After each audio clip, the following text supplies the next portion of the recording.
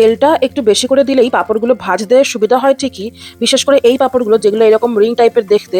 কিন্তু আমি আরো দিলাম না এই কারণে যে ভেজে তোলার সময় পাঁপড়গুলোর সাথে সাথে অনেকটা পরিমাণে তেলও উঠে আসে, সেই জন্য সে যতই তেল ঝরিয়ে তোলার চেষ্টা করি না কেন একটুখানি তেল সেই উঠে আসবেই আসবে।